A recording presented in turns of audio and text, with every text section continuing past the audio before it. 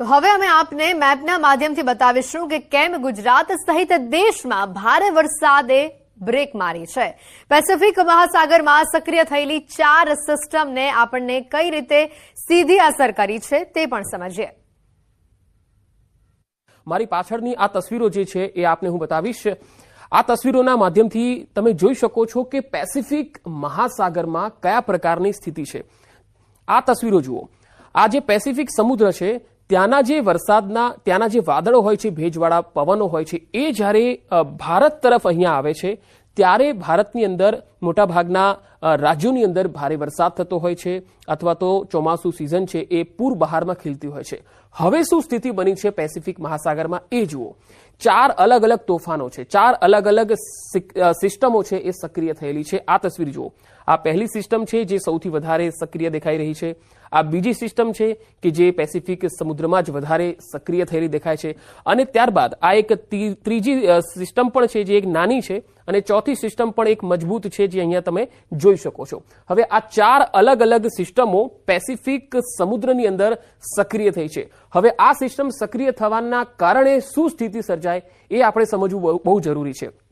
Pacific મહાસાગરમાંથી જે પણ ભેજવાળા વરસાદના પવનો હોય છે એ ભારત તરફ આવતા હોય છે। હવે આ 4 સિસ્ટમ અલ્નિનોના કારણે અને આ 4 સિસ્ટમો જે સર્જાઈ છે પેસિફિક મહાસાગરમાં તેના કારણે આ ભેજવાળા પવનો આ સિસ્ટમે કેદ કરી લીધા છે।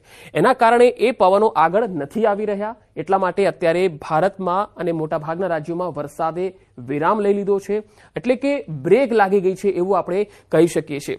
મોટાભાગે સ્થિતિ એવી બની છે કે નોર્થ પેસિફિક, આ પેસિફિક મહાસાગર જે છે તેમાં જો પોઝિટિવ હોય, અહીંયા જો પોઝિટિવ હોય તો અહીંયા હિન્દ મહાસાગર જે આ ભારતની નીચેનો ભાગ તમે જે જોઈ રહ્યા છો અહીંયા આગળ હાલમાં નેગેટિવ સ્થિતિ છે, એટલે કે ત્યાં જે પોઝિટિવ સ્થિતિ એટલે કે સમુદ્રનું જે પાણી છે, સમુદ્રનું જે નીચેનો ભાગ છે એ ગરમ હોય તો એ વરસાદ ત્યાં સારો રહે છે। પરંતુ હાલ અહીંયા નેગેટિવ છે, અહીંયા પોઝિટિવ નથી, એટલે કે અહીંયા હિન્દ મહાસાગરનો જે ભાગ છે એ ગરમ નથી, ઠંડો છે। જ્યારે પેસિફિક મહાસાગરનો જે ભાગ તમે જે જોઈ રહ્યા છો એ 4 સિસ્ટમના કારણે અત્યારે ખૂબ જ ગરમ છે અને તેના કારણે ભારતમાં જો હવે જો ભારે વરસાદ જોઈતો હોય તો અહીંયા હિન્દ મહાસાગરની સ્થિતિ જે છે એ ગરમ રહેવી જોઈએ, એટલે કે આ પ્રકારની સ્થિતિ અહીંયા હોવી જોઈએ જે અત્યારે નથી દેખાઈ રહી। એનું પરિણામ એ છે કે આપણે ભારતના મોટાભાગના અત્યારે વિસ્તારો છે એમાં જોઈ રહ્યા છીએ કે વરસાદે લગભગ વિરામ લઈ લીધો છે। એટલે હવામાનના આગાહીકારોનું પણ એ જ માનવું છે કે પેસિફિક મહાસાગરની અંદર જે 4 તોફાનો સક્રિય થયા છે તેના કારણે ભારતમાં જે ચોમાસું છે એ પાછું ખેંચાયું છે। ચિંતાની વાત હવે એ છે કે આપણે જે ઓગસ્ટમાં ભારે વરસાદનું અનુમાન વ્યક્ત કરતા હતા, આમ તો દર વખતે ઓગસ્ટમાં વરસાદ સારો પડતો જ હોય છે, પરંતુ આ વખતે અલ્નિનોના કારણે અને પેસિફિક મહાસાગરમાં જે સિસ્ટમો સક્રિય થઈ છે 4 તેના કારણે હાલમાં વરસાદ ખેંચાઈ ગયો છે, વરસાદ ઉપર બ્રેક લાગી છે।